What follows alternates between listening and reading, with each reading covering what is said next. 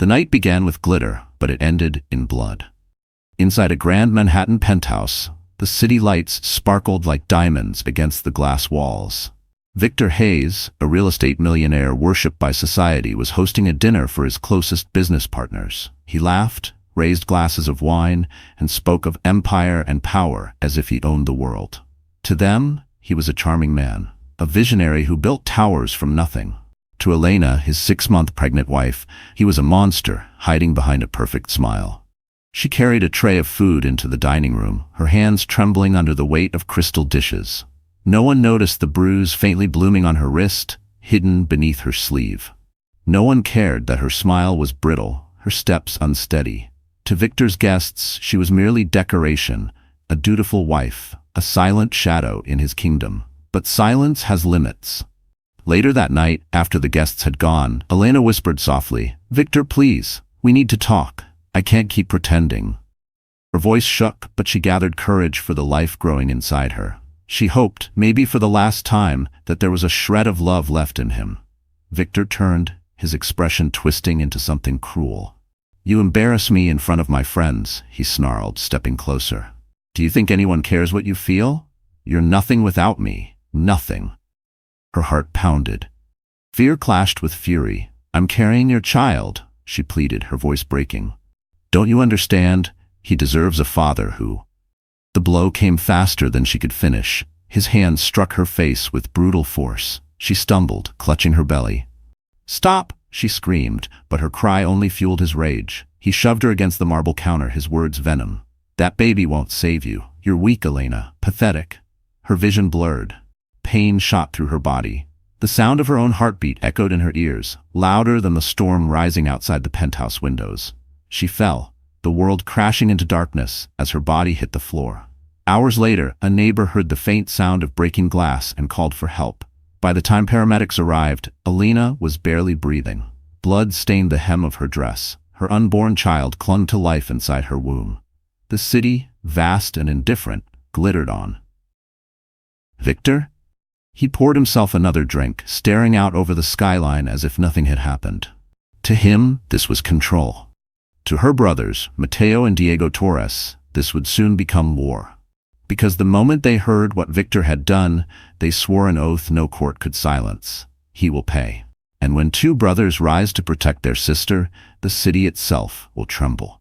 The city saw Victor Hayes as the perfect husband. Tall, polished, always dressed in the sharpest suits, he was the picture of success. Whenever cameras flashed, he knew exactly how to smile, how to rest his hand on Elena's shoulder, and whisper the kind of words that made people swoon. "My wife is my greatest blessing," he told reporters at a charity gala just weeks earlier. His arm had been wrapped around her as if she were a rare jewel. The photographs appeared in glossy magazines, headlines praising him as the model family man. But behind those closed penthouse doors, promises turned to poison. In the early months of their marriage, Elena had believed his words. He showered her with roses, whispered about building a family, and promised her safety. He once held her hand at a candlelit dinner and said, "You will never cry because of me, Elena. I swear it." She wanted to believe him. She had grown up with so little, working as a schoolteacher, dreaming of a home filled with warmth. Victor seemed to offer that dream. For a while, she convinced herself the anger in his eyes was just stress, that the harsh words were just frustration, but lies always rot from the inside. The cracks began slowly. A cold glance at a dinner table, an insult slipped between smiles, a hand gripping her arm too tightly when no one was watching. Elena swallowed her pain, whispering to herself that love was sacrifice, that one day he would soften. But Victor was not softening, he was sharpening. His career soared, his wealth doubled, and with every success came a darker hunger for control. When Elena became pregnant, she thought things would change. She imagined Victor kneeling beside her, resting his ear against her belly, speaking to their unborn child. For a brief time, he played the role, rubbing her shoulders, buying tiny clothes, kissing her stomach. He even promised her one night, "This baby will make me a better man." It was a lie wrapped in silk. Weeks later, he came home late, smelling of perfume she didn't wear. His phone buzzed with messages he wouldn't let her see. When she asked gently, "Where were you?" he smiled that public smile, cold and distant. "Business dinner," he lied, pouring himself whiskey. She wanted to believe him, but the lipstick stain on his collar screamed the truth louder than any denial. The betrayal burned, but worse was his cruelty. Whenever Elena showed fear or sadness, Victor weaponized it. "Do you think anyone will believe you?" he sneered one evening after an argument. "I'm the millionaire. You're just a schoolteacher who got lucky." His voice was sharp, cutting deeper than his fists ever could. Elena learned to cry in silence. At night, she pressed her face into the pillow so the neighbors wouldn't hear.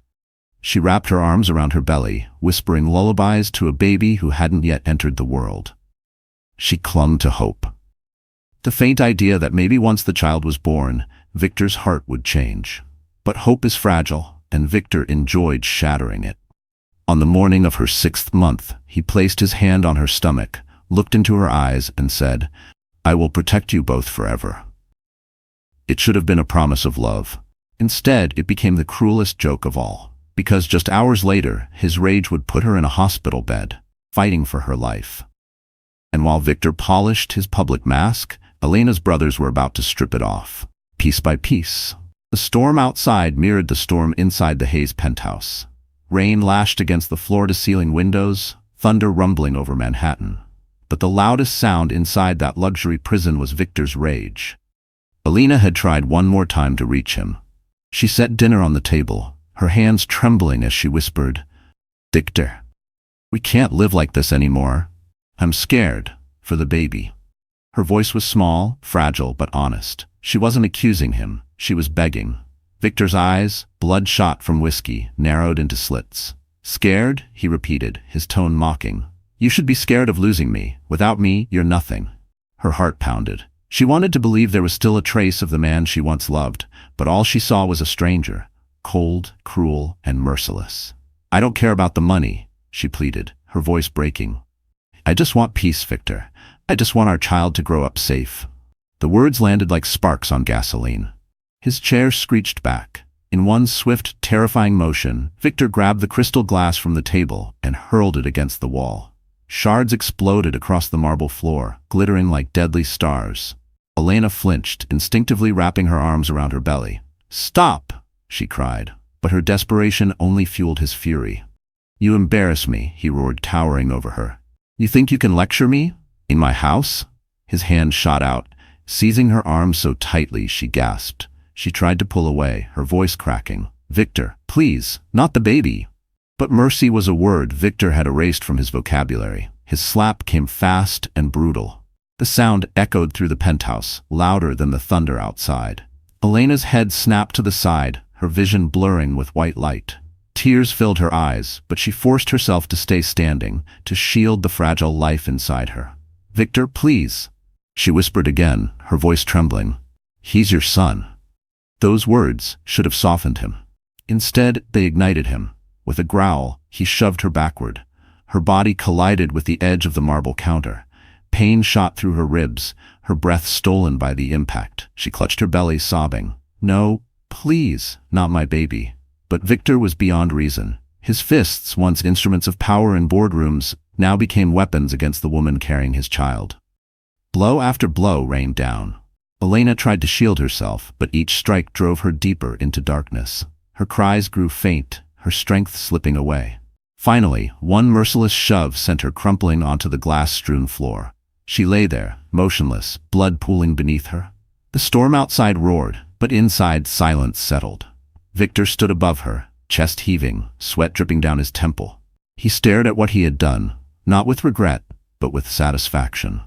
In his twisted mind, he had taught her a lesson. Hours later, neighbors reported strange crashes and muffled screams. Paramedics broke into the penthouse to find Elena unconscious, her face bruised, her body limp, her pulse faint. They rushed her to the hospital, the red sirens slicing through the city night.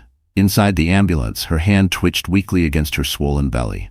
The baby's heartbeat fluttered on the monitor, fragile but alive. Back in the penthouse, Victor poured himself another drink, staring out at the skyline as though nothing had happened. To the world, he was still the millionaire everyone admired. But across the city, her brothers Mateo and Diego received the call that would change everything. And when they saw their sister broken in a hospital bed, they made a vow. Victor Hayes had signed his own death sentence. The ambulance tore through Manhattan streets, red lights flashing against the rain-soaked pavement. Inside, Elena's fragile body lay strapped to the gurney. Her face was swollen, her lips cracked, blood trickling from a cut above her eyebrow. One paramedic pressed a mask over her nose while another shouted, her pressures dropping, fetal heartbeat unstable. The sound of the monitor was a cruel reminder. 2 lives hung on the edge of death. At Lenox Hill Hospital, chaos erupted the moment the doors burst open. Nurses rushed Elena into the trauma ward, calling out vitals as her stretcher wheeled down the corridor. 27 years old, 6 months pregnant, sustained blunt force trauma, patient unresponsive. And waiting at the entrance, breathless and wide-eyed, was Diego Torres. He had just finished his shift in the ER when his phone rang. The words still echoed in his ears. Your sister has been attacked. For a split second, Diego froze. The world blurred, and all he could hear was the faint memory of Elena's laughter when they were children. Then instinct took over. He sprinted down the hall, ripping on gloves and grabbing a gown. I'm her brother. Put me on the team. The attending physician glanced at him, then nodded. They needed every skilled hand. Inside the operating room, the scene was a storm. Elena's chest rose faintly beneath the oxygen mask, her belly trembling with each shallow breath. Diego's throat tightened, but he forced his emotions down. This was not the time to be a brother. He had to be a doctor. BP is 70/40, a nurse cried. Start fluids. Prepare for possible emergency C-section, the attending barked. Diego's hands trembled for a heartbeat. The idea of losing Elena or the baby was unbearable. But then, like in combat medicine drills, his focus sharpened. Check internal bleeding, monitor fetal heart rate closely. We don't cut unless we have to. The minutes crawled. Tubes were inserted, blood transfusions prepared, monitors screaming warnings. Sweat dripped from Diego's forehead as he worked alongside his colleagues, his voice steady but his heart shattering inside. Every beat of the monitor was a lifeline he clung to. Heartbeat stabilizing, the nurse finally said. Relief flickered, but it was fragile. Elena was still unconscious, her pulse dangerously weak. Diego leaned close to her ear, whispering through his mask, Don't you dare leave us, Elena. Your son needs you. We need you. Hours passed like years. At last, the attending sighed, pulling back. She's critical, but stable. For now, we'll keep her in a medically induced coma. The baby's still holding on. Diego pulled off his gloves, his hands shaking. He stepped back, staring at his sister lying pale and still beneath the hospital lights. A wave of grief and rage surged inside him. He wanted to scream, to break something, but he held it in. There was someone else who needed to hear the truth first. In the waiting room, Mateo Torres stood rigid, his military posture unbroken, but his eyes stormy with fear. The moment Diego walked out, Mateo's voice cracked. How bad? Diego swallowed hard. She's alive. Barely. The baby's still fighting too. His jaw clenched, his voice breaking for the first time. Victor did this. Silence hung heavy between them. Then Mateo's fists curled, veins bulging in his arms. His voice was low, dangerous. Then Victor Hayes just declared war. Diego placed a trembling hand on his brother's shoulder. We'll do this smart, for Elena, for her child. Mateo's eyes burned with fire. No court, no lawyer, no amount of money is going to save him. He thinks he's untouchable.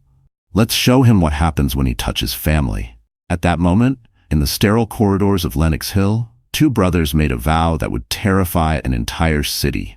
Victor Hayes had built an empire on money and lies, but now he had awakened something far stronger.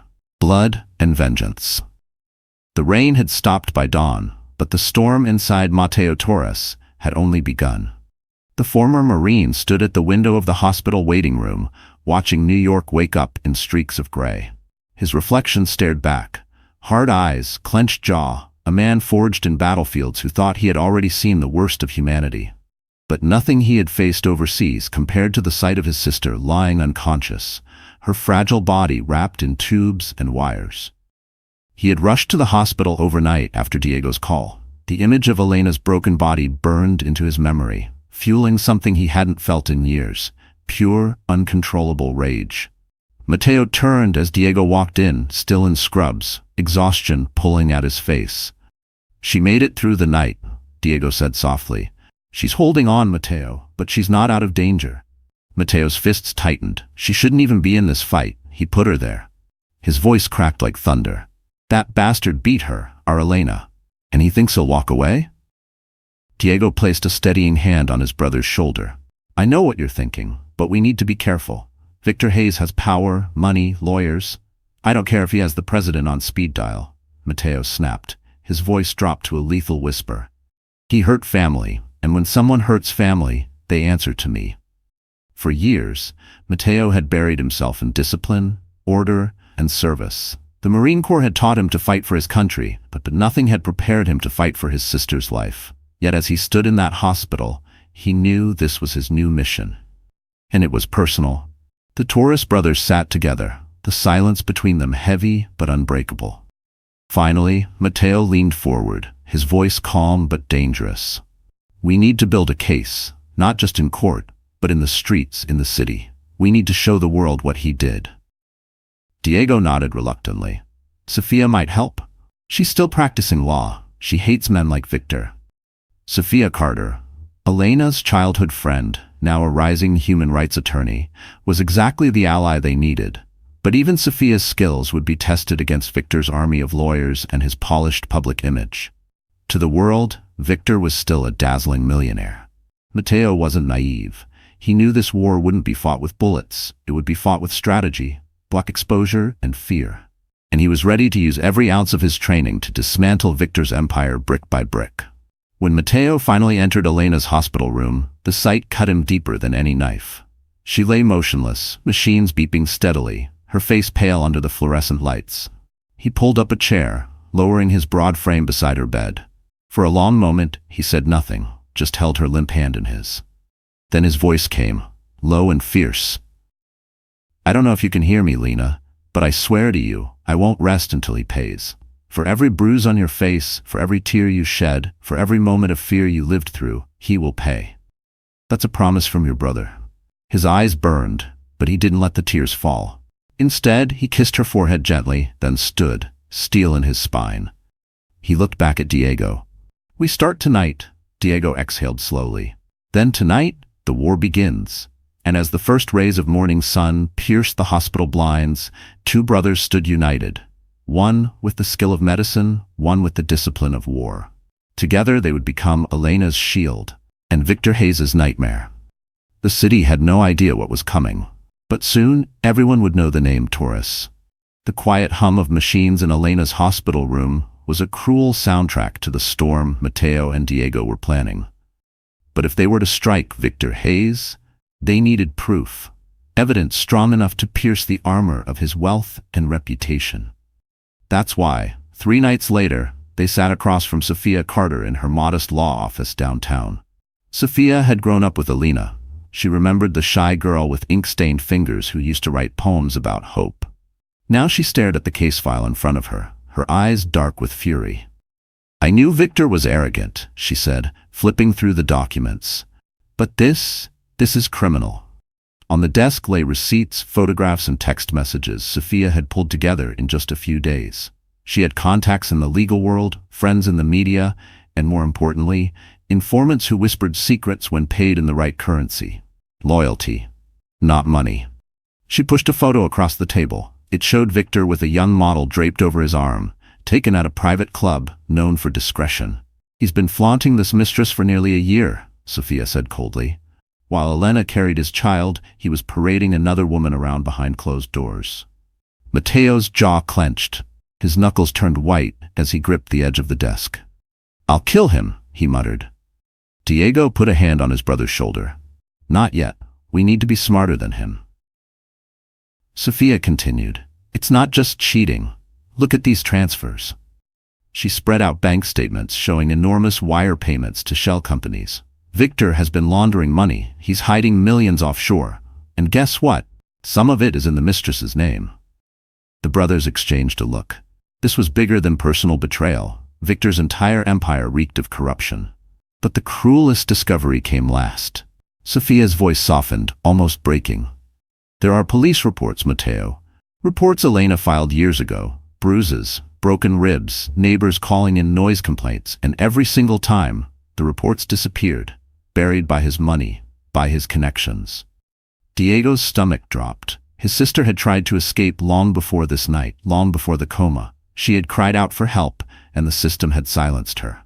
Mateo slammed his fist against the desk, the sound echoing in the small office. He broke her once, and the world looked away. Not anymore. Sophia leaned forward, her voice sharp. If you go at him head-on, he'll crush you. But if we expose him publicly, strategically, we can bring him to his knees. We'll leak the mistress, the laundering, the police cover-ups. Piece by piece, we'll strip away his mask until the city sees him for what he is, a monster. For the first time, Diego's eyes glimmered with hope. So there's a way? Sophia nodded. There's always a way. But it will take risk and courage. And you need to be ready for him to strike back harder than ever. Mateo stood, towering over the desk, his voice steady but lethal. We've been ready since the night we saw Elena in that hospital bed. He thought he could bury the truth. We'll dig it up and bury him instead. Sophia closed the folder with finality. Then let's begin. Tomorrow, I'll make the first call to the press. The room fell silent, but beneath that silence was fire. Elena's brothers and her loyal friend had formed a pact. Victor Hayes had built his empire on lies, but those lies were about to turn into weapons against him. And when truth becomes a weapon, even the richest man in the city can bleed. Victor Hayes knew how to play the world like a violin. To the public, he was not a violent husband who left his pregnant wife in a coma. He was a grieving man, broken by tragedy, begging for sympathy. 3 days after Elena's hospitalization, Victor appeared on the steps of his penthouse, surrounded by flashing cameras. He wore a tailored black suit, a somber expression carefully painted on his face. My wife, he began, his voice low and trembling, is fighting for her life. Please keep her and our unborn child in your prayers. The cameras clicked furiously. His performance was flawless. He even clutched a framed photo of Elena, their wedding day smile frozen forever in time. She is the light of my life, Victor continued, letting his voice crack at just the right moment. I will never stop fighting for her. Reporters ate it up. Headlines the next morning screamed, "Devoted husband stands by wife in crisis." Social media flooded with praise for his strength. Behind the scenes, Victor was seething. In the privacy of his penthouse, he downed glass after glass of whiskey. His mistress curled on the couch like a smug cat. They believe me, he sneered, running a hand through his slicked back hair. The city pities me, and as long as they pity me, no one will dare accuse me. The mistress, Alice, smirked but hesitated. But what if your wife wakes up? What if she talks? Victor's smile turned sharp, cruel. Then I'll make sure she never does. While the city mourned with Victor, Elena's brothers watched his parade on television from the hospital waiting room. Mateo's fists tightened until his knuckles cracked. He's mocking us, he growled. Diego's jaw set hard. The world thinks he's a saint. We know he's a monster. We need proof, more than Sophia already has. Otherwise, no one will believe us. Meanwhile, Victor doubled down on his mask. He donated $500,000 to the hospital in honor of Elena, securing his name on a new wing. He hosted charity dinners, inviting politicians and celebrities, weaving a tale of devotion. The public adored him, but cracks began to show. Sophia's contacts in the press started leaking whispers, photos of Victor with Alice, rumors of shady business dealings. At first, they were dismissed as gossip. But when one tabloid published a blurry shot of Victor kissing Alice outside a nightclub, the city gasped. Victor reacted swiftly. He called a press conference. Alice hidden from sight and spoke with righteous indignation. These are lies meant to destroy a husband in pain. I will not be distracted from praying for my wife's recovery. He even wiped a fake tear from his eye. And once again, many believed him. That night, Sophia slammed her fist on her desk. He's twisting everything. He's winning the sympathy war. Mateo's eyes burned like fire. Then we stop playing defense. We go on the attack. Diego nodded, his voice heavy with determination. If Victor wants to play saint in public, let's rip off his halo in front of everyone. Victor Hayes thought he had fooled the city. But behind hospital walls, 3 people planned to crush his mask into dust. Because sooner or later, masks slip, and when his did, the world would see the devil underneath. The sterile hospital room smelled of antiseptic and sorrow. Machines beeped steadily, measuring every fragile breath Elena fought to take. The blinds were half open, letting in the weak glow of the city beyond. But inside, time seemed frozen. Their mother, Rosa Torres, sat at Elena's bedside, clutching her daughter's limp hand. Her wrinkled fingers trembled as she stroked Elena's knuckles, whispering prayers in Spanish, her voice cracking with every syllable. "Mi niña, mi angelito, please come back to us." Tears streamed down her cheeks, falling onto the white hospital sheets. Mateo stood at the foot of the bed, his body rigid, fists clenched so tightly the veins bulged in his forearms. He had seen men die on battlefields, but nothing prepared him for watching his sister. The gentle girl who once braided his hair when they were children, lying broken and silent. His chest heaved with restrained fury. He wanted to scream, to shatter the machines with his bare hands, to storm into Victor Hayes's penthouse and end him.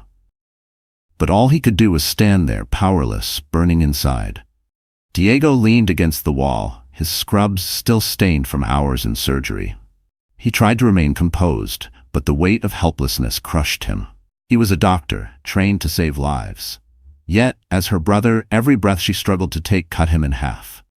He had patched bullet wounds in emergency rooms, stopped hearts from failing in chaos, but watching Elena fight from a hospital bed was a torment like no other. The silence was heavy, punctuated only by the machines. Then Rosa's voice broke the stillness. "Why her?" she whispered, almost to herself. "She gave him everything. She carried his child, and this is how he repays her." Her voice rose, shaky but filled with grief. "God forgive me, but I want him to suffer." Mateo stepped closer, placing a hand on their mother's shoulder. His voice was low, steady but dangerous. "He will. I swear it, Mama. He will." Rosa turned, her tear-filled eyes searching his. "Promise me, Mateo. Promise me you won't let him get away with this." Mateo's jaw tightened. He didn't hesitate. "I promise." The room went quiet again, but the weight of that vow hung in the air like a storm waiting to break. Later that night, Mateo and Diego sat together in the dimly lit hospital chapel. Candles flickered, casting long shadows across the wooden pews. Diego rubbed his face, exhaustion etched into every line. "We can't keep this from her forever," he said softly.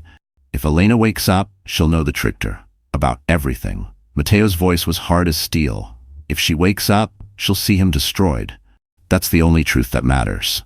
Diego's throat tightened. He wanted to argue, to remind Mateo of the risks of the law. But as he looked at his brother's eyes, eyes that once belonged to a soldier, now belonging to a brother with nothing left to lose, he stayed silent. The chapel door creaked open. Rosa entered quietly, her eyes red from crying. She sat between her sons, clutching her rosary. "We are all we have left," she whispered. "Family. If we break, she will never come back. Hold on to each other. Don't let him take more from us than he already has." The brothers exchanged a glance. For the first time, Mateo's anger softened. He reached for Diego's hand, then for their mother's. The three of them sat together, bound by grief, bound by love, bound by an oath stronger than any law. And in that silent chapel, a broken family found strength, not in justice but in vengeance, waiting to be born. The city glittered at night, oblivious to the war brewing in its shadows. From his penthouse balcony, Victor Hayes sipped bourbon, smiling at the lights of Manhattan as if the skyline itself bowed to him. He believed the world still adored him, that the mask he wore for the cameras was unbreakable. But across town, Mateo Torres was already sharpening his first strike. Inside a dim apartment lit only by a desk lamp, Mateo spread photographs across the table. Blurry shots of Victor with Alice, his mistress. Receipts Sophia had uncovered showing offshore transfers. Notes scribbled in his own hand. Patterns, connections, weaknesses. To Mateo, this wasn't paperwork. It was a battle plan. Diego paced behind him, torn between fear and determination. "You can't just storm his life like it's Fallujah," Diego muttered. "This isn't a battlefield. It's New York City. There are laws." Mateo's eyes stayed locked on the photos. "Victor doesn't care about laws. He buys them. If we fight by the rules, we lose before the first punch." He slapped a photo down hard. "But if we make him bleed where it hurts, in his reputation, his power, his ego, that's a fight we can win." Sophia leaned against the counter, her arms crossed. "Then we start small. Leak just enough to raise questions. Don't expose everything at once. Make the city suspicious of him. When suspicion grows, his mask will crack on its own." Mateo's lips curved into a grim smile. "Good. Let's feed the city the first taste of his rot. That night, a journalist from a popular online outlet received an anonymous package. Inside were high-resolution photos of Victor Hayes kissing Alice outside a hotel, time-stamped just weeks before Elena's accident. No names, no explanations, just the truth in images. The story exploded by morning. Headlines screamed, "Millionaire's secret affair exposed."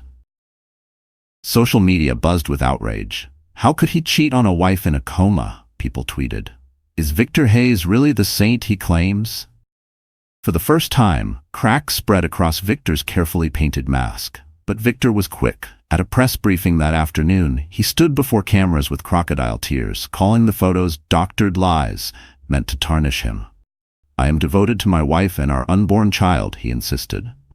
"I won't let false accusations distract me from what matters, her recovery."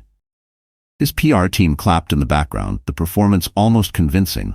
Almost. Because while many still believed him, others started to doubt. The whispers grew louder. The perfect millionaire husband didn't look so perfect anymore. Watching from the hospital waiting room, Mateo's eyes narrowed as the TV replayed Victor's speech. "He's squirming," he said, voice low and certain. "Good, let him squirm." Diego wasn't convinced. "He's still winning, people still defend him, we need something stronger." Sophia nodded. "Don't worry, this was just the first shot. The city is watching now. When we drop the next bomb, no amount of money will shield him." Mateo leaned back, the glimmer of a soldier's fire in his eyes. "Then let's keep the pressure. Every lie he tells will rip apart. Every truth he hides will drag into the light, until he has nowhere left to run." In the distance, the city lights flickered, unaware that a war of shadows had begun. And Victor Hayes, for the first time in his life, had no idea that his empire was already crumbling under his feet. Sophia knew the city and its appetite for spectacle. If Victor could charm a crowd, the brothers needed to create a stage where charm would fail. She proposed a plan that was both risky and surgical. Expose Victor at the one place he loved most, the gleaming charity gala he would host to reclaim his saintly image and silence doubt. The invitation list read like a who's who of the skyline. CEOs, anchors, board members, politicians, and socialites who made headlines for waving big checks. Victor announced the benefit as a tribute to family and healing, promising donations and a new wing named after Elena. Cameras circled like sharks. This was the arena he wanted, the perfect place to perform remorse and seal public opinion. Sophia moved like an operative. She coordinated with the journalist who had published the affair photos and secured a small independent live feed crew willing to risk legal threats. She lined up witnesses, a former assistant with emails proving Victor ordered transfers to shell entities, a hotel manager who could confirm bookings for the mistress, and a discreet technician who could route a feed to the giant gala screens. Everything had to synchronize to the second. On the night of the gala, the ballroom was a pool of crystal and silk. Elena's framed wedding photo sat on a table below the stage, while guests clinked champagne in the soft light. Victor took the podium, his smile surgical, his tone humble. He spoke of resilience, of family, of the sanctity of life. The crowd applauded, as if absolution were a commodity he could buy. Halfway through his speech, just as he reached for the tear he planned to shed, the signal shifted. Sophia gave a single nod. The curated montage Victor's PR team had prepared vanished. On the massive screen behind him, raw footage rolled. A secret camera showing a violent exchange in a hallway, a close-up of Victor's hand striking, the image cut to photos of him with Alice at private hotels, then to bank transfers scrolling like an indictment. The final clip was a shaky hallway cam time-stamped the night Elena was assaulted. Victor's silhouette, the shove, Elena collapsing. Silence slammed into the room. Victor's smile froze. He lunged for the control, palms clumsy, but the feed had already been routed to every monitor and broadcast channel present. Phones rose, journalists started filming live. Clips hit social media in seconds. The murmur swelled into a roar. He reacted the only way he knew, with anger. He barked orders to security, tried to seize the screens, but hesitation rippled through his team. Some nodded at the footage, though some flinched as recognition flashed across faces that had once toasted him. The elites who had once praised him now wore the stunned masks of people watching a myth collapse. Mateo stood, voice steady and cold as iron when a microphone reached him. "This man hurt my sister," he said, each word a hammer strike. He beat her while she carried his child. He thought his money would bury the truth. The auditorium snapped to attention. Diego stepped forward, placing Elena's wedding portrait on the lectern as if to anchor the accusation with her face. Reporters rushed forward, shouting questions. Victor tried to pivot into denial. "These are doctored," but the streams continued to roll. Emails, receipts, timestamps, witness testimonies. The feeds were now everywhere, live, uneditable, and impossible to ignore. Outside, police vehicles approached, sirens rising above the clamor. Inside, guests who had smiled beside Victor now demanded answers. Sponsors who relied on reputations began to distance themselves in real time. The network executives on the press risers exchanged urgent texts. Social media trended the scandal within minutes. The public trap had snapped shut. It was surgical and merciless, the kind of exposure that humiliates in public and isolates in private.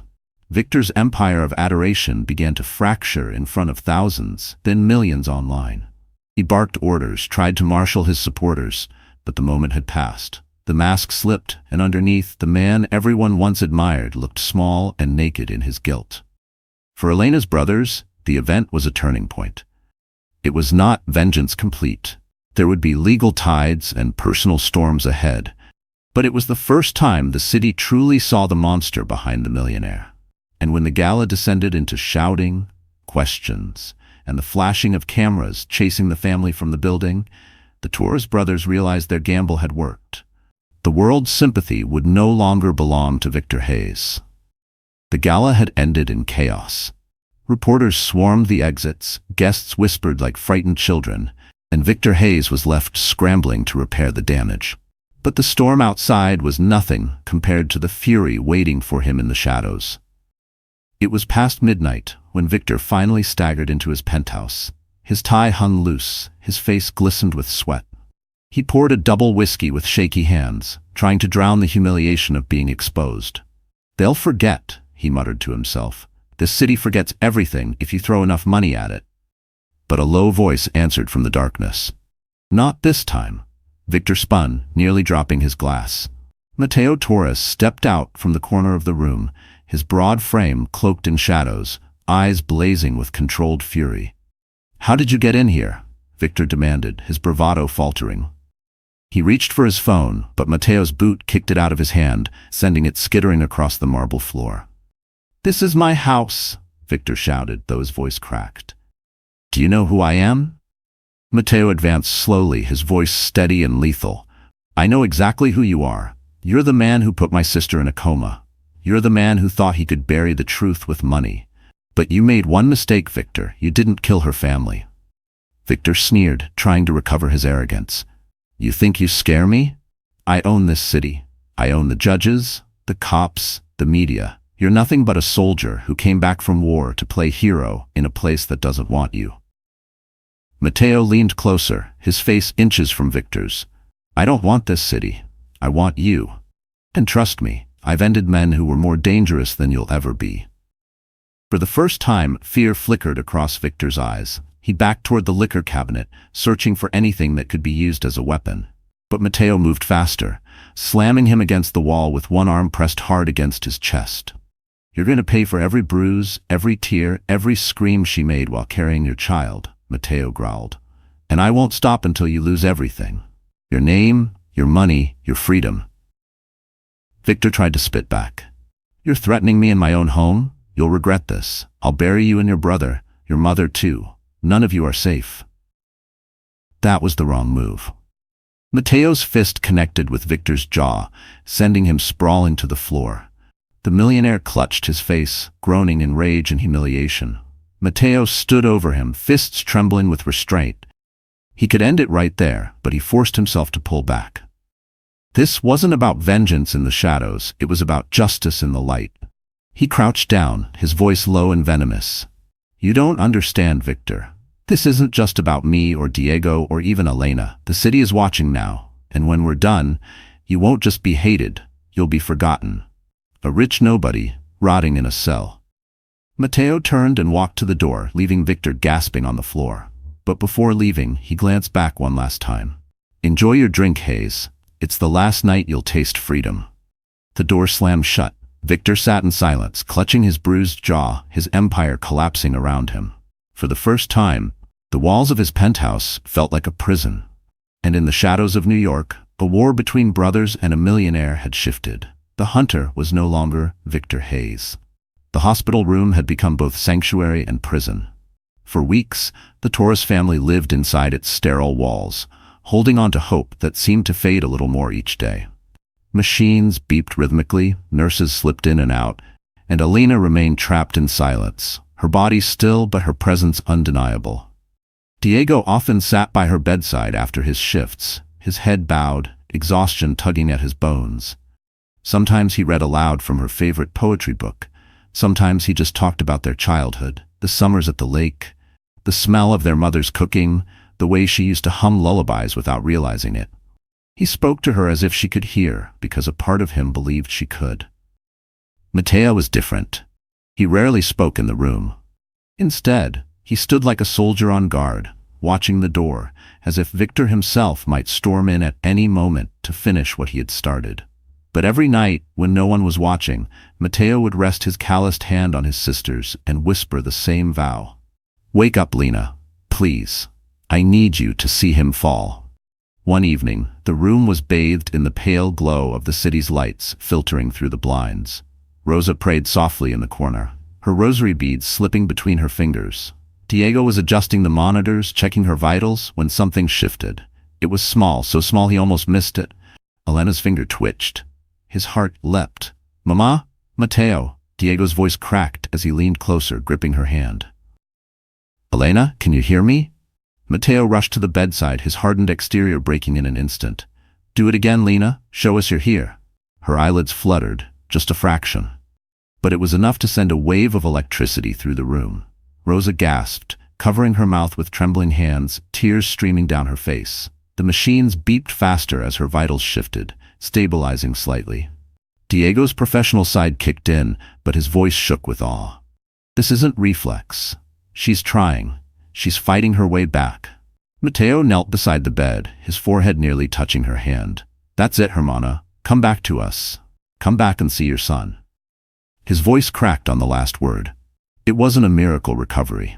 The doctors cautioned that it could be days or weeks before Elena fully woke, that she was still fragile, that the danger wasn't over. But to the Torres family, it was hope, real, tangible hope, for the first time since the attack. That night, Mateo and Diego stood outside the hospital under the dim streetlights, the cool air sharp against their faces. Diego exhaled shakily. If she wakes, she'll remember everything, every detail of what he did. Mateo's eyes hardened. Good. The world needs to hear it from her. Not just evidence, not just papers, her voice, her truth. Diego nodded, but concern lingered in his gaze. Victor will panic. He knows if Elena wakes, his empire is finished. He'll come after us harder. Mateo's lips curved into a grim smile. Then let him come. He has no idea what's waiting for him. Above them, the hospital windows glowed softly, a beacon in the dark. Inside, Elena's chest rose and fell, her body weak but her spirit clawing its way back. For the first time, the Torres brothers felt the tide turning, not just because they were fighting for her, but because she was starting to fight her way back to them. And that flicker of hope would soon become Victor Hayes's greatest fear. Alice Carter had always thought she understood the game. Young, beautiful, ambitious, she knew exactly what it meant to be the mistress of a powerful man. Expensive gifts, luxurious dinners, whispered promises that he would leave his wife one day. She told herself she wasn't just another accessory, that Victor Hayes really loved her. But as the city turned against him, Alice began to see the truth. She wasn't his partner. She was his shield, his distraction, his toy. In the days after the gala scandal, Alice noticed a change in Victor. His temper, once carefully hidden, now exploded without warning. He snapped at her, shoved her aside when she asked questions, barked orders like she was staff. The man who once whispered affection now hissed threats. "You don't speak to anyone," he warned, jabbing a finger at her chest. "If you open your mouth, you'll regret it." But Alice wasn't blind. She had seen the bruises on Elena before. She had watched Victor lose control at parties, gripping her arm too tightly, his face twisted with rage when he thought no one was looking. And now, She was terrified he might do the same to her. One night, while Victor was locked in his study making frantic calls, Alice scrolled through his laptop. What she found made her blood run cold. Secret accounts, offshore transfers, documents that proved he had bribed police officers to bury Elena's abuse reports. Her hands shook as she copied the files onto a flash drive, her heartbeat pounding in her ears. The next day, she reached out to Sophia Carter, Elena's friend and attorney. The two women met in the back corner of a quiet cafe, Alice wearing oversized sunglasses, her voice trembling. "I didn't know how far it had gone," Alice whispered, sliding the flash drive across the table. I thought he just needed me. But he's dangerous. He'll destroy anyone who gets in his way." Sophia eyed her carefully. "Why are you giving me this now?" Alice's lips quivered. "Because if Elena wakes up, he'll kill her, and maybe me too. I can't do this anymore." Tears slipped down her cheeks, smudging her mascara. "I want out." Sophia placed a hand over hers. "Then help us finish him. With this, we can prove not just the abuse, but the corruption behind it. But betrayal comes at a cost." That evening, Victor confronted Alice. His informants had tipped him off about her meeting. She barely had time to lock the door before he stormed into the apartment, his face dark with fury. "You stupid girl," he spat, slamming her against the wall. "You think you can betray me? You think anyone will protect you?"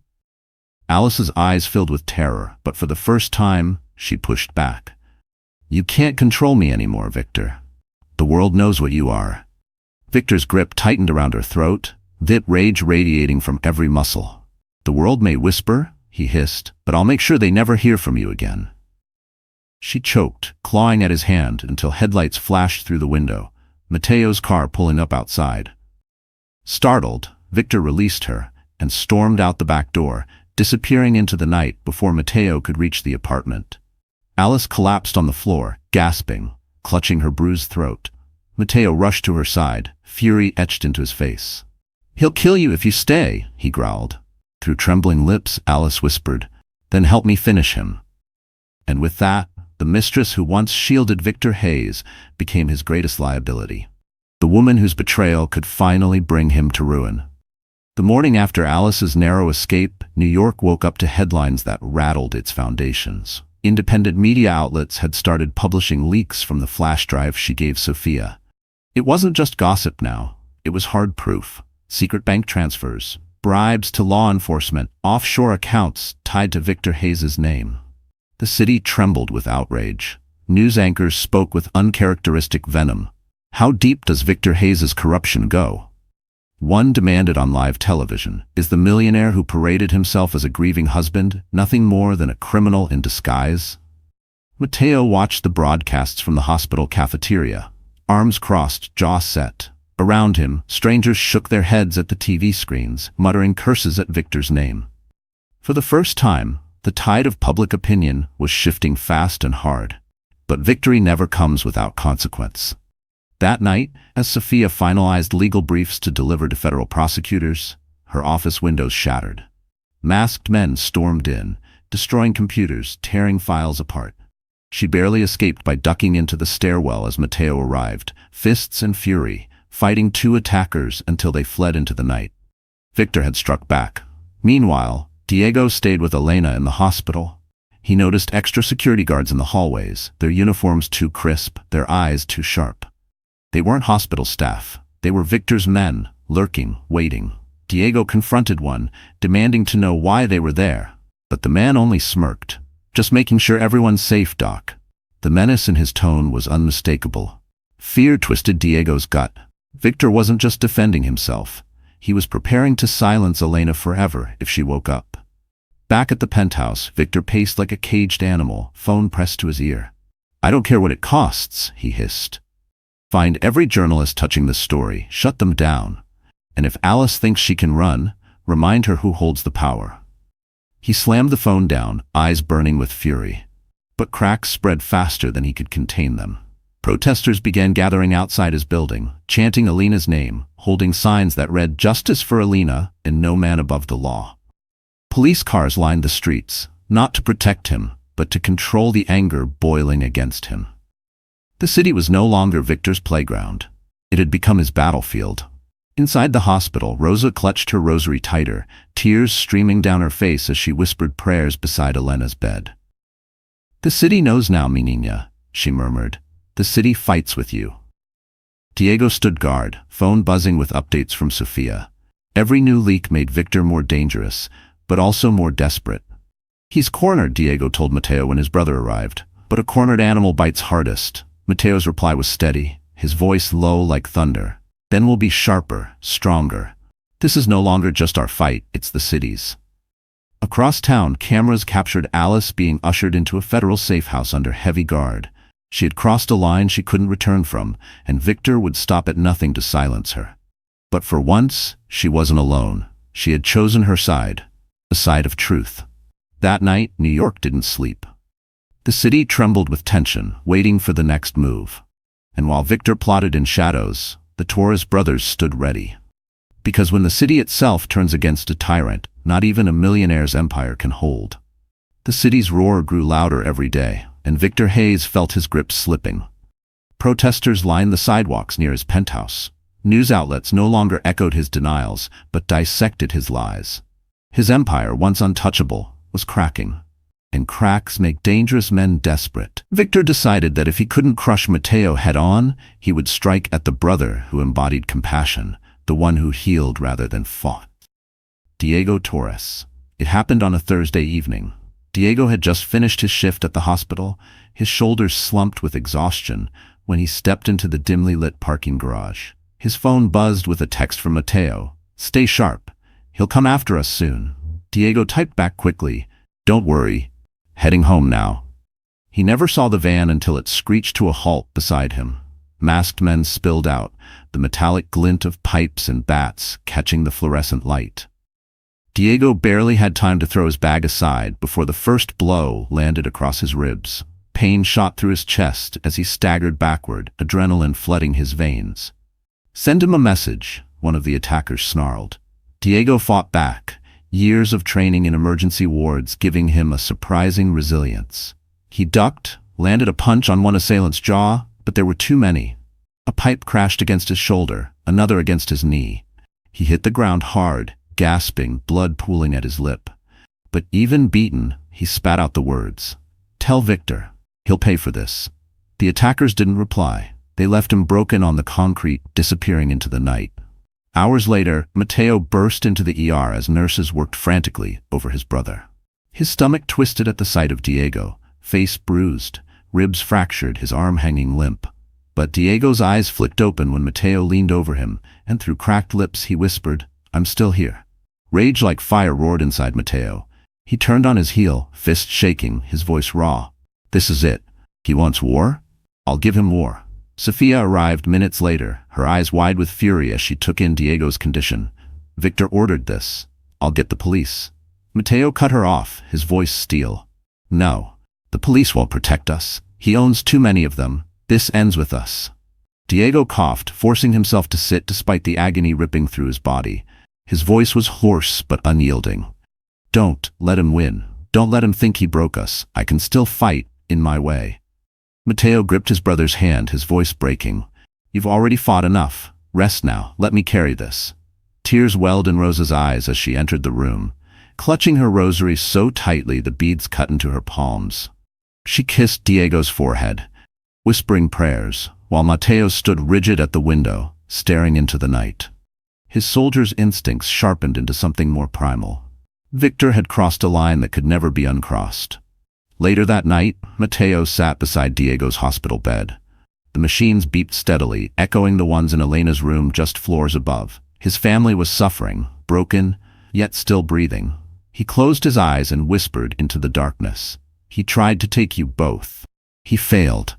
And now I swear on everything I have left, Victor Hayes will never lay his hands on anyone we love again."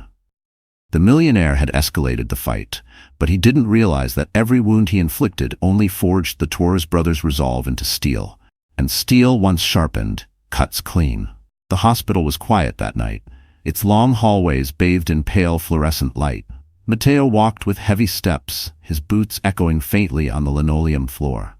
He had just come from Diego's room, where his younger brother lay battered and bruised, his body wrapped in bandages. The image haunted him. Diego, the healer, struck down by the cruelty of a man who thought himself untouchable. But Mateo wasn't heading home. His path led him to Elena's room. He paused at the doorway, hand resting on the frame, staring at his sister. She lay still, her face pale under the soft glow of the monitors, tubes running across her fragile form. Her chest rose and fell slowly, each breath a fragile miracle. For a moment, the soldier who had faced death on battlefields thousands of miles away felt powerless. He stepped closer, dragging a chair to her bedside. He sat heavily, elbows resting on his knees, his large hands covering his face. For the first time in years, the indomitable Marine let himself cry. His shoulders shook, silent sobs racking his body as he whispered her name. "Elena?" His voice broke. He took her limp hand in his, pressing it to his forehead. "I was supposed to protect you. I was supposed to keep you safe, and I failed." Tears fell freely now, dotting the white hospital sheets. He gritted his teeth, forcing the words out. "He hurt you. He almost killed you. And then he came for Diego. He thinks he can destroy us one by one." Mateo leaned closer, his voice trembling with both grief and rage. "I can't let that happen, Lena. I can't stand by while he takes everything from us. I swore to defend this family with my life, and I mean it. If the law won't punish him, I will. If the world is blind to his crimes, then I'll rip the blindfold off myself." His tears blurred his vision, but he didn't stop. His grip on her hand tightened. "If you don't wake up, if you can't see justice done with your own eyes, then I'll make sure your son grows up knowing his father was a coward, a monster, and nothing more. I'll make sure he grows up proud of his mother, proud of the woman who fought even when she couldn't stand." For a long moment, silence filled the room, broken only by the rhythmic beeping of the machines. Then, as if in answer, Elena's fingers twitched faintly in his hand. Mateo froze, his breath catching. He looked up at her face, hope flooding through his veins. "Lena, was that you?" Her eyelids fluttered just for a second before stilling again. It wasn't much, but to Mateo it was everything. He bent his head, pressing a kiss to her hand, tears streaming down his face. "You're still fighting. I can feel it, and I swear to you, so am I. We'll fight together. You, me, Diego. We'll end him." Mateo sat with her for hours, his hand never leaving hers. And in that quiet room, surrounded by the hum of machines, something inside him hardened. The grief, the guilt, the pain, they all crystallized into resolve. When he finally rose, his eyes were no longer clouded with tears. They burned with fire. He looked at his sister one last time and whispered, "Sleep for now, Lena. When you wake, Victor Hayes will already be gone." That night, a brother's vow became a battle cry, and from that breaking point, there was no turning back. Morning sunlight spilled through the blinds, painting golden stripes across the hospital room. The world outside bustled with noise, but inside, silence ruled, broken only by the steady rhythm of machines keeping Elena alive. Rosa dozed in a chair, her rosary clutched tightly in her hands. Diego slept against the wall, exhaustion weighing on him. Mateo, as always, stood by the window like a sentinel, his arms crossed, eyes fixed on the horizon. Then it happened. A soft, strangled sound broke the stillness. At first, Mateo thought it was the machine glitching, but when he turned, his heart nearly stopped. Elena's lips were moving. "Mateo?" Her voice was hoarse, a faint whisper dragged from the depths of suffering, but it was hers. Mateo's chair screeched back as he rushed to her side, his hand gripping hers. "Lena, I'm here, I'm here." Diego jolted awake, his eyes wide. He stumbled to the bed, checking her vitals, his hands shaking. "Her levels are rising. This is real. She's waking." Elena's eyelids fluttered, then slowly opened. Her gaze was unfocused at first, swimming with pain and confusion. But then she saw them, her brothers, their faces etched with tears and relief. Rosa cried out, falling to her knees in prayer. "Gracias a Dios, my baby girl is back." Mateo pressed her hand to his lips, his voice breaking. "You're safe now, Lena. You're safe." But Elena's eyes filled with tears, and her lips trembled. "No." She rasped, each word scraped raw. "The baby." The room froze. Diego bent closer, his voice soft. "The baby's still fighting. He's alive, Lena. He's waiting for you." Her tears spilled freely, a mix of agony and fragile hope. Her hand moved slowly, trembling toward her stomach, as if needing confirmation. When she felt the faint swell beneath the sheets, her lips parted in a sob. "My son." Mateo's throat tightened. He brushed her hair gently from her forehead. "Yes, he's waiting for you. And we're here, always. But then her expression changed. Her eyes, weak but sharp, locked onto Mateo's. Fear flared in them, urgent and raw. She struggled to form words, her voice almost a breath. He tried before. The night, her chest heaved with effort. Victor, he wanted the baby gone. He said he'd make sure. The brothers stiffened. This wasn't just a beating. This was attempted murder. Diego's fists clenched, his face pale. He meant to kill her and the child. Mateo's fury ignited, his hand gripping the bedrail. Then this ends now. Not just for what he did to you, Lena, but for what he tried to do to your son. Elena's eyes closed briefly, tears slipping down her cheeks. When they opened again, they burned with a fragile but fierce resolve. Don't let him touch my baby. Mateo leaned close, his voice steady as iron. I swear, Lena, he'll never come near you or your son again. The monitors beeped steadily, her vitals stabilizing, her body beginning its climb back towards strength. For the first time, hope filled the room. Not the fragile hope of before, but a burning one, fueled by her words. Elena was no longer just a victim. She was a witness, and her truth was the weapon they had been waiting for. As Mateo and Diego stepped into the hallway, their faces hardened with new purpose. The twist of fate had arrived. Not only had Elena survived, she had returned with the testimony that would destroy Victor Hayes. And with her first words, the war transformed. It was no longer brothers against a millionaire. It was a family, united, ready to burn his empire to the ground. The Torres family had endured weeks of pain, fear, and loss, but with Elena awake, everything shifted.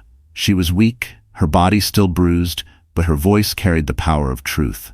And truth, Sophia reminded them, was stronger than any weapon Victor Hayes possessed. In Sophia's office, the team gathered like generals before a battle. Stacks of documents covered the desk, bank records, police reports, photographs, and the flash drive Alice had risked her life to steal. But the crown jewel was Elena herself. Her testimony. With her voice trembling but steady, Elena recounted everything. The nights of abuse, the bruises hidden beneath long sleeves, the threats Victor whispered when no one was listening. Tears streaked down her face as she spoke of the final night, of the fists, the marble counter, the collapse into darkness. But when she described his words, "That baby won't save you," the room fell silent. Diego's jaw clenched so hard it hurt. Mateo's fists balled at his sides, fury radiating off him. But they didn't interrupt. They let her speak, let her truth pour out. When she finished, Sophia leaned forward, her eyes fierce. "This is it," Sophia said. "This is the nail in his coffin. With your testimony, Lena, combined with the financial crimes and Alice's statement, Victor can't hide anymore. We'll take this to the DA, and we'll take it to the media. We'll choke him from both sides until he has no escape." But they knew Victor would not surrender quietly. Sure enough, within hours of Sophia's first calls, Victor's lawyers tried to strike back. They filed motions to block evidence, to paint Elena as unstable, a woman prone to hysteria who fabricated abuse for sympathy. It was his oldest weapon, discredit the victim. But this time, Elena wasn't alone. Sophia held a press conference on the courthouse steps. Elena appeared, frail but unbroken, standing between her brothers. Cameras flashed wildly as she spoke into the microphones, her voice fragile yet unshakable. "My name is Elena Hayes," she began, her hand resting on her swollen belly. "For years I suffered in silence. I was beaten, humiliated, and nearly killed by the man the world believes is a saint. But I survived, and I won't stay silent anymore. Not for myself, not for my son." Gasps rippled through the crowd. Reporters shouted questions. Flashbulbs lit up the night.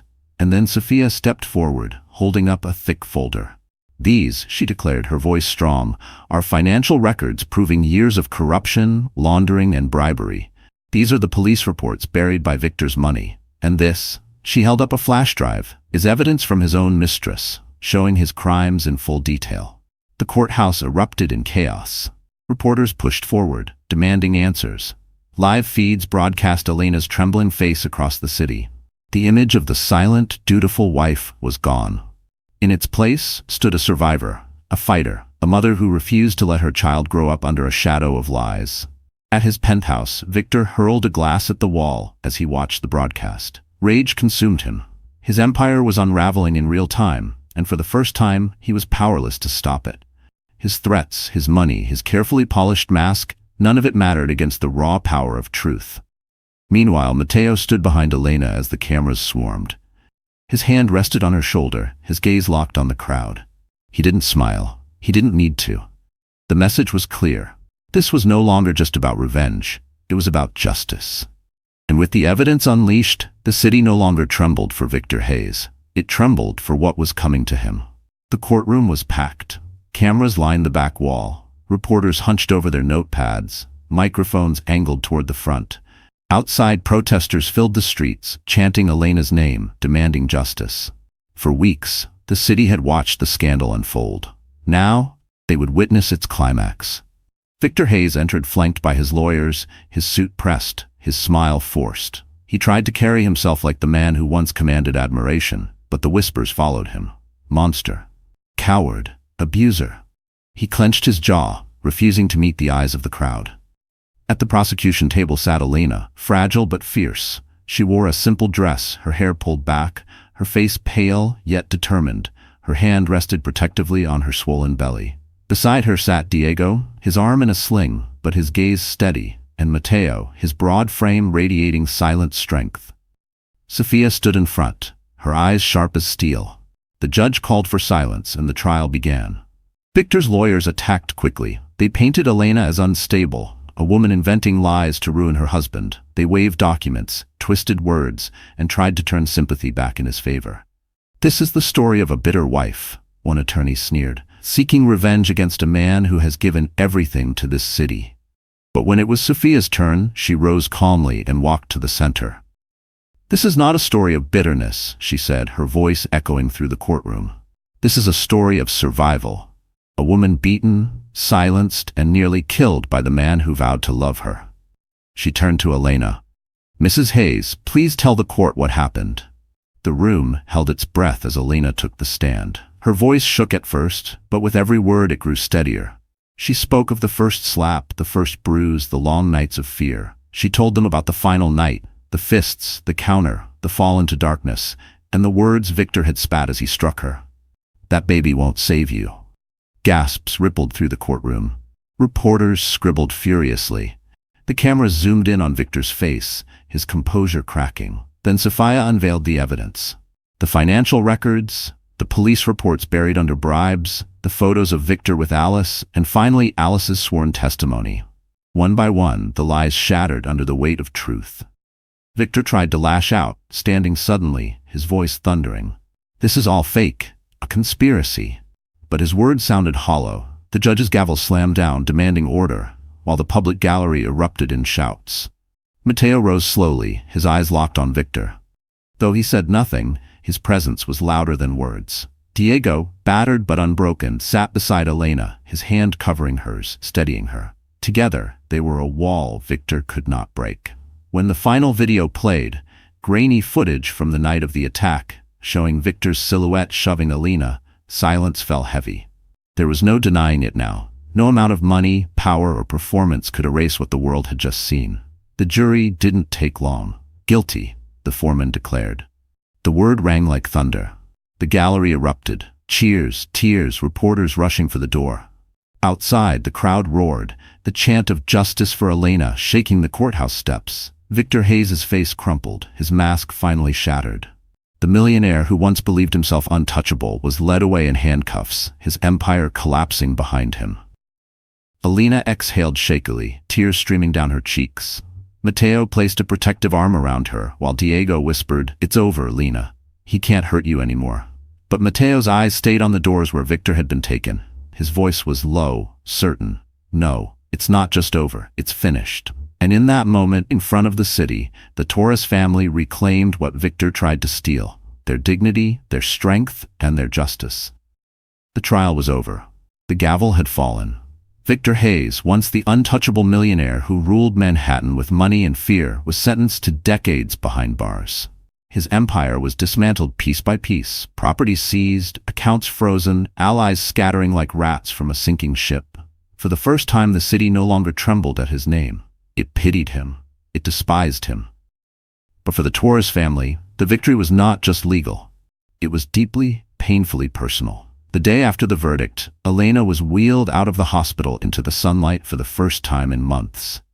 The autumn air was crisp, the sky impossibly blue.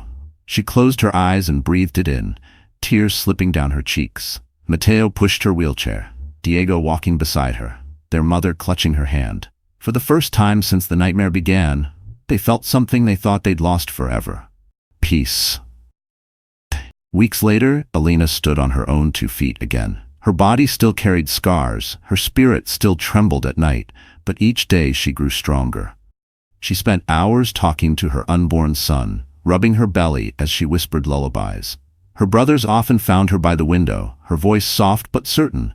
You will never know fear. You will only know love. When the baby was born, a healthy boy with wide, curious eyes, tears flooded the room. Rosa held her grandson first, whispering prayers of gratitude, while Diego checked his vitals with a trembling smile. Mateo, silent as always, finally let a single tear fall as he cradled the child in his arms. He'll grow up knowing his mother is the strongest woman alive, he said. Elena named him Gabriel, after the angel who brings messages of hope. The months that followed were not easy. Healing never is. There were nights when Elena woke screaming, flashes of Victor's fists haunting her dreams. There were moments Diego broke down quietly, guilt gnawing at him for not protecting her sooner. There were days Mateo's anger nearly consumed him. But each time they came back together. They reminded one another that survival was not weakness, it was victory. One evening they gathered at the small family home they hadn't shared in years. The air smelled of Rosa's cooking, laughter filled the rooms, and Gabriel's cries mixed with warmth instead of fear. Sophia joined them too, raising a glass of wine. To Elena she toasted, her voice steady, for her courage, to Diego for his heart, to Mateo for his strength, and to a family who showed a city that no man, no matter how rich, can bury the truth forever. Glasses clinked, tears shone. For a moment the world felt whole. Later, after the meal, Mateo stepped outside with Diego, watching the city skyline glow against the night. Do you think it's really over? Diego asked quietly. Mateo took a long breath. For us, yes. For Victor, it's only beginning. He'll rot in a cell, stripped of everything he thought made him powerful, and every day he wakes up there, he'll remember the family he couldn't break. Diego nodded, a faint smile tugging at his lips. And every day we wake up here, we'll remember that we won. Behind them, Elena stood in the doorway, Gabriel in her arms. Her silhouette glowed softly in the light, her smile fragile but radiant. For the first time in years, she wasn't just surviving, she was living. Mateo turned to her, his voice thick with emotion. He'll grow up free, Lena, because of you. Elena kissed her son's forehead, her eyes shining, because of us. And so the story ended, not with revenge, but with healing. A family broken by violence, rebuilt by love. A city shaken by lies, redeemed by truth. And a woman once silenced, now stronger than ever. Her voice, her child, and her family, the legacy Victor Hayes could never destroy. So that's how the story ends. My friends, you're still here with me, aren't you? If you've made it this far, something in this journey touched your heart. Maybe it was Elena's courage, maybe the brothers' loyalty, or maybe the reminder that no matter how dark things get, light always finds its way back. This isn't just a drama, it's life. We all carry battles others don't see. Sometimes the people we trust betray us. Sometimes the world looks away when we cry for help. But as Marcus Aurelius once said, you have power over your mind, not outside events. Realize this and you will find strength. Elena found hers, her family found theirs, and so can you. The lesson? Violence never wins, lies eventually collapse, but love, truth, and resilience, those are unbreakable. No matter what you're facing right now, remember your scars don't define you, they refine you. If this story moved you, I'd love for you to hit that like button, share it with someone who might need hope tonight, and subscribe to our channel. Because here, we don't just tell stories, we remind each other of the strength we all carry inside.